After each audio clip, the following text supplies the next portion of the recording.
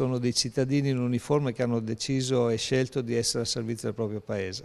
Parla con fierezza dei suoi uomini, cittadini soldati al servizio dell'Italia. 1041 di loro ogni giorno sono impegnati nelle regioni dell'area nord nell'operazione Strade Sicure. Comandante delle forze operative nord, il generale di corpo d'armata Amedeo Sperotto traccia un bilancio degli 11 anni di quella che è diventata la più longeva operazione di garanzia e salvaguardia dell'esercito.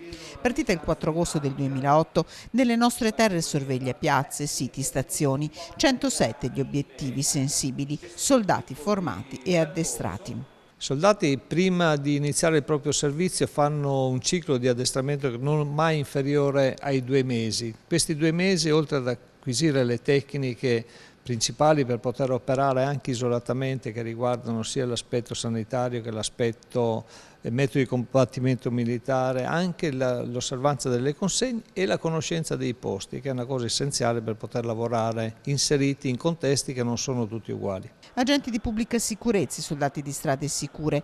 Da gennaio le pattuglie hanno eseguito una quarantina di arresti in totale, 23 a Trieste, 3 a Venezia, eseguito oltre 23.000 controlli. Uomini e donne in divisa con compiti di prossimità, come dimostrano questi episodi. Il primo accaduto a Padova. Una signora scesa dal treno ha avuto un malessere che si è prolungato per un po' di tempo.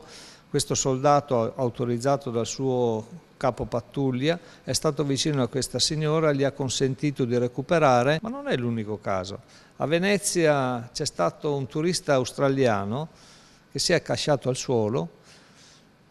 La gente ha capito che stava male, ma gli unici ad intervenire sono stati 2 soldati che gli hanno praticato, uno la respirazione bocca a bocca, l'altro massaggio cardiaco, come avevano imparato durante la fase di preparazione, che ha consentito a questo australiano di sopravvivere.